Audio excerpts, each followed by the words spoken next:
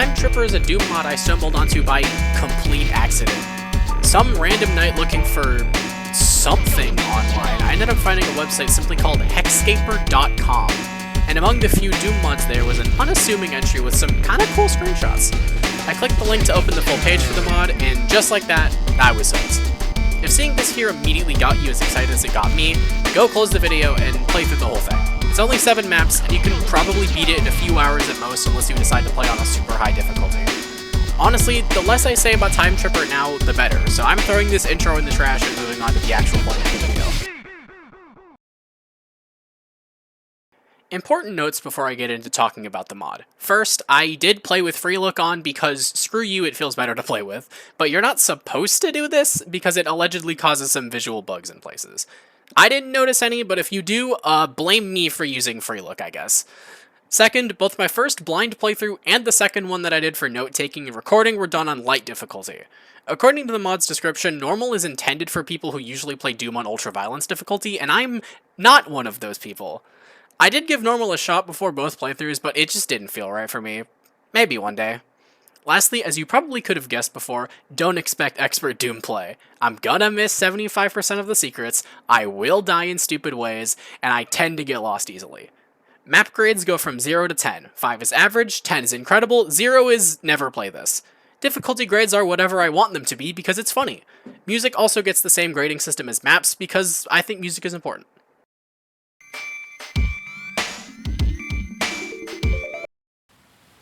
Circuit 1.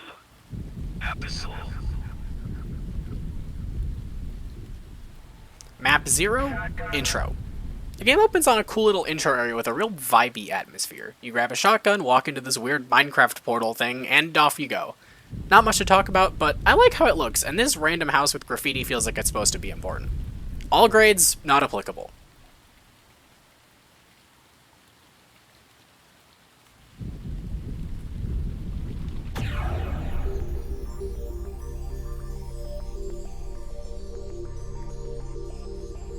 Map 1. Into Deep. Living to see it. Into Deep is overall pretty chill, despite introducing you to almost every single enemy type you'll see for the rest of the game. The opening is nice, a quick archvile tutorial and some small corridors with enemies to get you started, but once the underground sewer section starts, the level really hits its stride. Man, I love how this place looks. I always forget about the cave area behind the Cyber Demon arena, but the fight there is a pretty fun time. Make sure to grab this soul sphere behind the waterfall before you go in. The 2 flesh priests that you need to kill to unlock the exit are kind of annoying. They have this weird mix of an invisible teleport and standard movement that makes them super hard to hit. Just lay off the trigger finger and use something like the super shotgun or rocket launcher and just focus on getting one shot on them every time they stop to fire projectiles. Thankfully, there's not a lot of these guys in this mod. Grade, 7.5. Difficulty, just right. Living to See It is a nice slow foreboding track, which seems to have most of its instrument samples taken from Metroid Prime of all places. Fitting for the map with the player in over their head in a whole new dimension, underpowered and outnumbered, but not very catchy or memorable. Music, 7. Map 2. Liminal Space. The Binding. Liminal Space is the first of Time Tripper's intermission maps, which I'll use to talk about some other stuff tangential to this mod since these maps are pretty short. As you've no doubt seen, Time Tripper has quite a few visual and gameplay changes when compared to base Doom 2. Your arsenal of weapons has received a complete visual overhaul using the weapon sprites from Doom 64, and you start with the chainsaw and shotgun instead of your fists and the pistol. Your weapons also function slightly differently, and while I could list all the intricacies, it basically just boils down to removing all of the classic Doom jank and making them more responsive and consistent to use. One of your weapons has also been replaced by something completely different, but I'll wait to explain that until it actually shows up. Enemies have also been overhauled, with the same Doom 64 reskin as your weapons, plus various new custom monsters. The most important change though is that aside from the archviles, every single hit scan enemy now fires projectiles instead, with all projectiles being reskinned to look more like something out of a bullet hell game, and any enemies that already shot projectiles now shoot them in new, similarly bullet hell-esque patterns as well. Maps now also have predetermined spots that will autosave a checkpoint for you when reached. Overall, this leads to a more smooth but also frantic gameplay experience than normal Doom, with almost all of the unfair randomness removed. As for the map itself, Liminal Space is basically just a single big room that spawns waves of enemies while slightly altering its layout every wave. The Revenants are a bit annoying, but if you're smart, you'll realize that you probably shouldn't be using the shotgun like some other stupid idiot was. The swarm of arachnorbs is fun, but after you kill them, the exit just sort of opens up out of nowhere. It's kind of weird. Feels like there's supposed to be another wave of enemies here. Oh well. Grade 6. Difficulty, pretty easy. Music-wise, this is a great step up from the last map. The Binding has great high-tempo percussion and some pretty vibey synths that really sell the ethereal and otherworldly atmosphere of this place. It's great stuff. Music, 7.5.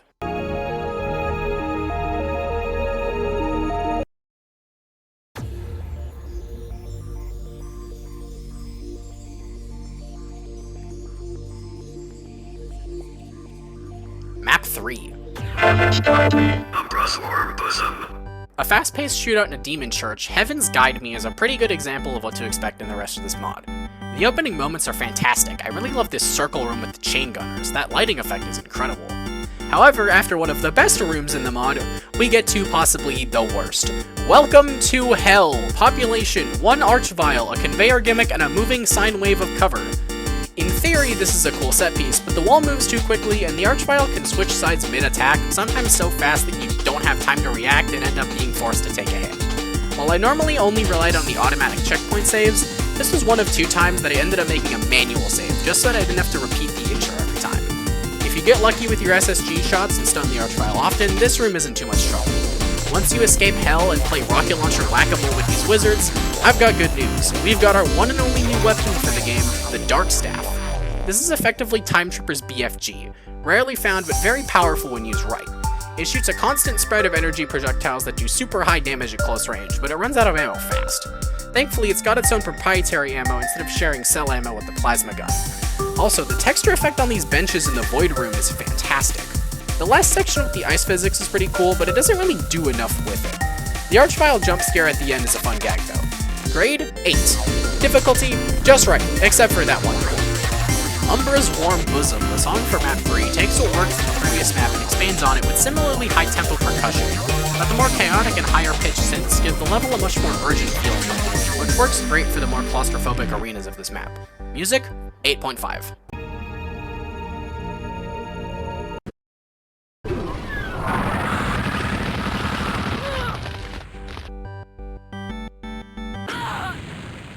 Map 4. The Forever Plane.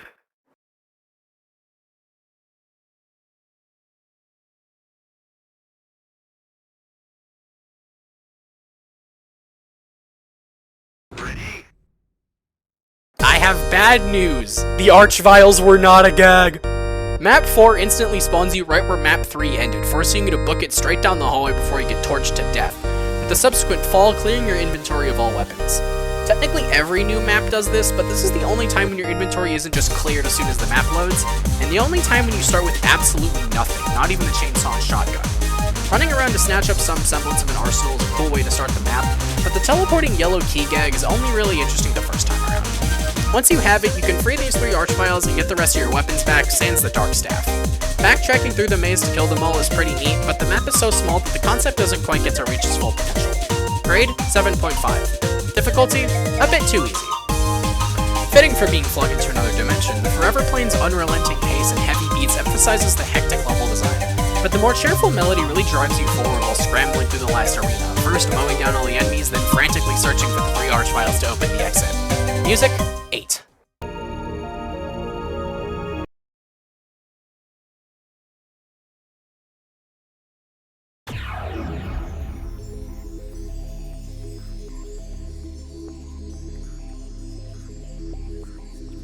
Map 5.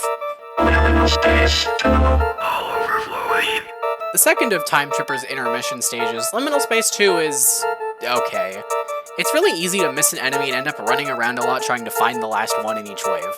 Don't waste ammo on the archvile, he's invincible until the platform lowers him to ground level.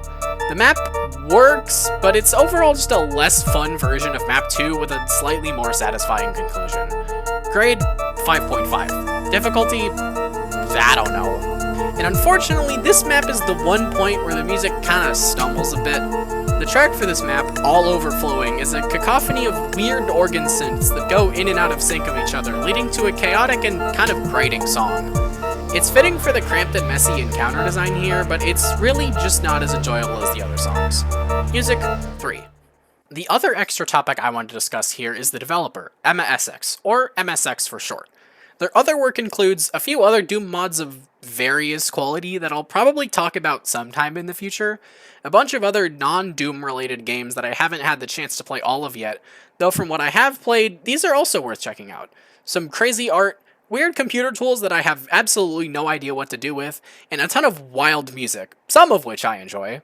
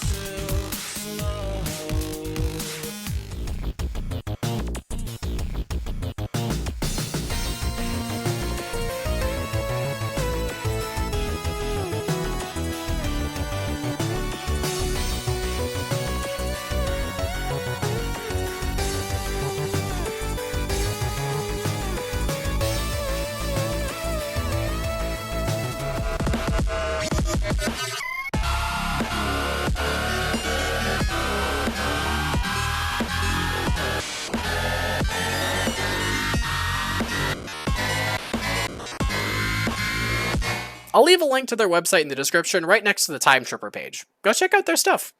Originally I wanted this section to be longer, but half of it would have been way too long and the other half way too short, so I trimmed it down to make this less of a random tangent. Now you might be wondering why the next map hasn't shown up on screen yet. This is because I'm giving a second spoiler warning before we talk about maps 6 and 7. If you're like me, you probably ignored the first spoiler warning and are now probably thinking, wow, this mod seems really cool, but I already saw most of it, so it's probably not worth playing anymore. Well, you're super ultra wrong. Maps 6 and 7 are something absolutely worth experiencing for yourself first, so go download Time Tripper, play it through to the end, and then come back and watch the rest of the video. Alright, here we go.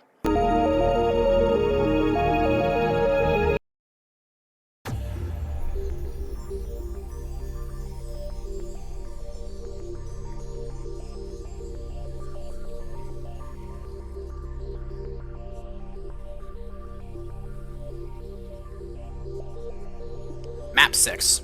Time tripping. Words can't describe how cool this map is, but maybe its music can.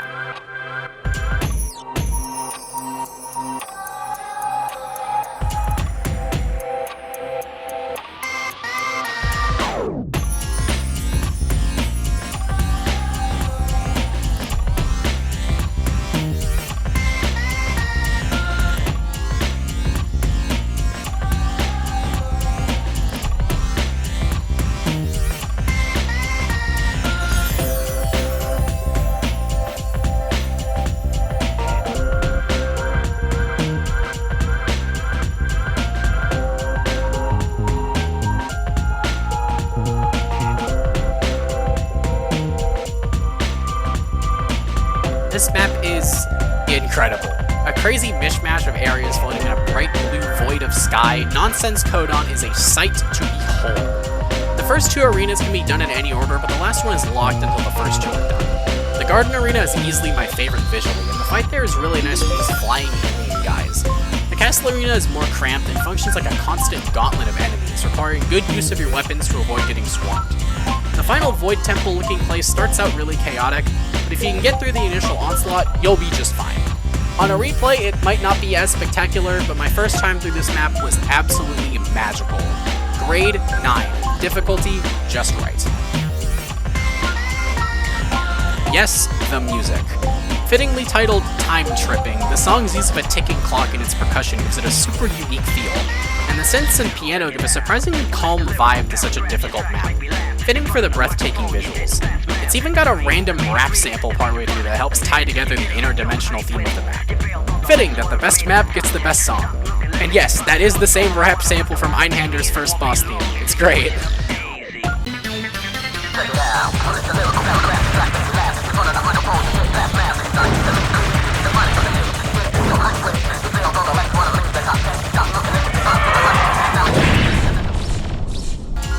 Music 11. It's not time for map 7 just yet though. If you use the power of Jank Doom movement, you can finagle yourself up on this ledge and get out of bounds. If you head over to the back of the garden arena, you can flip a secret switch here to open the secret exit in this previously random side section of the final arena.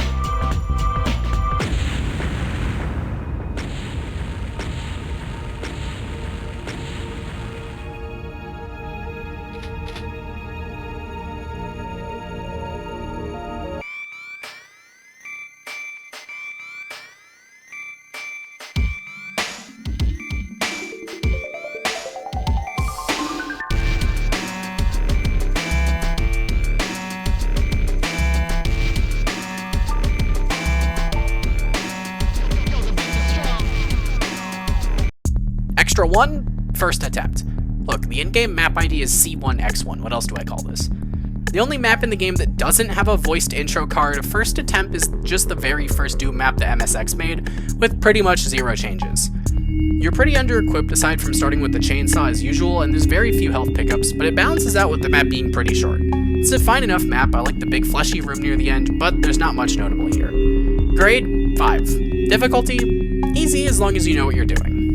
The music here also isn't much, just a remix of Dark Halls from the original Doom. Fitting, but uninteresting. Music, 5. Map 7. A dismal dialogue. The deadly cradle. One last journey before the end. Map 7's interdimensional subway ride is a fantastic send-off to this map set. The opening area is incredibly detailed in its own right and can get pretty tricky, but once you flip the switch in the subway and emerge out the back end, you'll end up in this massive void of enemies where you need to slowly work your way to the big structure in the end, flipping switches to make progress. The fights here are fantastic, and since falling off doesn't immediately kill you, you don't have to be as careful as you might first think. Falling actually lets you get a secret soul sphere too, so it might be beneficial to drop down for a recharge. Once you hit the last switch at the end, get ready for the fight of your life. This last arena throws almost every single enemy type in the game at you all at once. It's overwhelming at first, but if you cut through the initial wave fast enough, you have more breathing room once the rest of the enemies start spawning in. When you're done clearing a path, you can summon a trio of archviles to finish things off with. I absolutely love this final arena. It kicked my ass the first time I played this mod, but my second playthrough went much better. Your interstellar journey complete, you can backtrack to the subway station where it all started for one last double archvile showdown to close things out. A Kiss from Gaia is an incredible map to end things off on, and one of the most memorable final maps I've seen in a Doom mod. Grade, 10. Difficulty, a bit cringe at times, but otherwise just right. Closing out our otherworldly journey is To Gently Cradle, a soft and somber piece that feels right at home in the map's slower-paced, exploration-focused opening. But once the percussion picks up, it gives the song a more hopeful feeling. Maybe a bit too chill for a tough final level, but I think there's a different way to look at it. Sure, it's sad that the journey has to end already, but you've still got a job to do, so don't slack off now. Music, 10.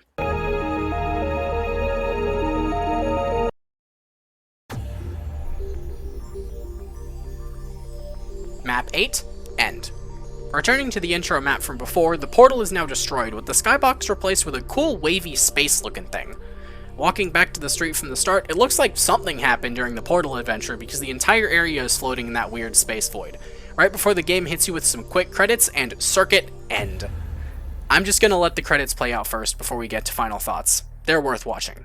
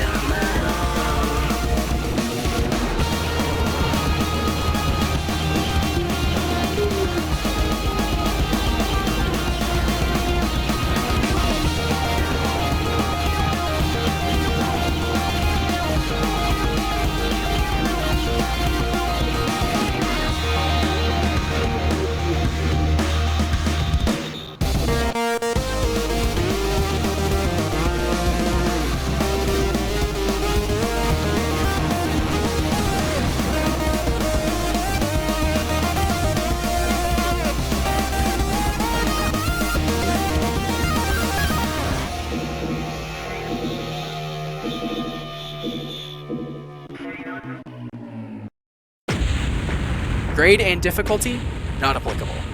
I don't think I need to say anything about the music this time. Music, 11. Before I get to the overall review, there's still 2 more maps I want to mention. They're nothing incredible, but they are still here. Debug Playground.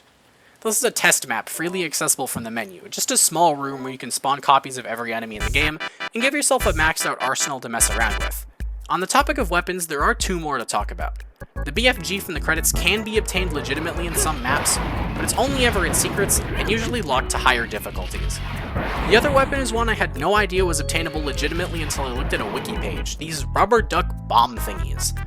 You can sometimes find them in secrets, most commonly in map 6, and they work like a weird cluster grenade, spawning explosions all around when you throw them. Honestly, I found them mostly useless. Sure, they do a bunch of damage, but they can also damage you a bunch too, and the explosions are kind of random and really hard to avoid, so it's a weird trade-off. Beta 1, Map 1 Early Version. Accessible only through the console by typing map C1B1, this map is just an early version of Map 1 in Too Deep. There's not a whole lot of big changes here aside from some broken textures, slightly more unclear progression due to the removal of keys, and generally easier encounter design. It's a fun little experience, but it lacks some core things that make the final version flow better. There are some bits I like more, like the opening cave section and the slightly altered final fight, but aside from that, there's not much reason to play this one. Time Tripper is a masterpiece. It's just 7 short maps, but the quality and variety here is unparalleled, with one of my favorite soundtracks that I've heard in anything ever. Its maps are short, sweet, and full of unique rooms and encounters, each distinct in their own way. The visual style is breathtaking, and the vibes are supreme throughout. My final grade for Time Tripper is a 10 out of 10, the 10 out of 10 for music. Favorite map? Map 6, Nonsense Codon. Yes, I gave Map 7 a higher grade, but I still like Nonsense Codon more. Least favorite, Map 5, Liminal Space 2. A sequel to this mod, End of Starchild, is still currently in development, and from what I've seen, it's shaping up to be just as good, if not better, than Time Tripper. It allegedly contains all the maps from Time Tripper within itself, with all of Starchild's new features backported to them, as well as a couple minor improvements. So if it changes things significantly, I'll either make a pinned comment on this video with my thoughts, or have a quick section in the inevitable End of Starchild review talking about this. Also, for those wondering why I had a few snippets of other Doom mods with Time Tripper gameplay, the download for the mod contains an extra file simply called ttmod.pk3, which lets you use Time Tripper's weapon set and enemy alterations in any other Doom 2 mod.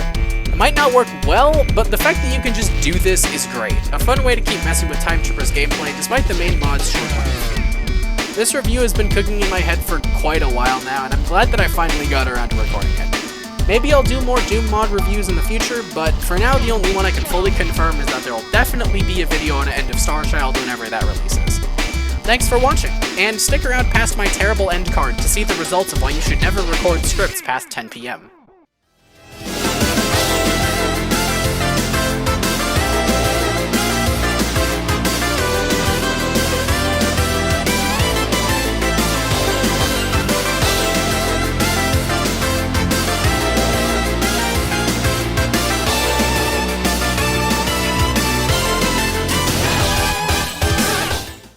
Once the underground sewer section starts, the really... fucking damn it. Sewer section starts, God fucking damn it. The really hits its stride. Yeah, cool, good job, me. And gameplay changes when compared to base Doom. Fuck, I messed up. I stuttered once. God damn it. And you start with the chainsaw and shotgun instead of your... instead of your pists and the fistle. Good job. I don't record scripts at 11 PM in your college dorm. To talk about some other stuff, Tangential. Come on, me. Plus various new custom monsters. Come on, it was fine. For the more I can't fucking speak. Grade, 7.5. A difficulty? A difficulty. That A is later. God damn it. It's really sell the increase in difficulty this stage signifies, but the more cheerful and wait, I changed the difficulty grade. I have to rewrite this section. God damn it. So go download Time Tripper. Yes, god damn it. I'm tired. Wow, this mod seems really cool, but I already saw most of it. So I'm not doing that voice effect. No. That's success. Map 7. One last journey before the end. Wait, fuck, I didn't even mean to laugh there. Closing out our otherworldly journey is To Gently Cradle, a soft and somber piece that feels right at home in the map's slower placed. God damn it, that L comes later. Closing out our otherworldly journey is To Gently Cradle, a soft and somber piece that feels right at home in the map's slower... I almost made the same mistake I did last time. Or have a quick section in the inevitable end of Starchild review talking about this. Also, for those wondering, I forgot to write the rest of this section in the script. Good job, me.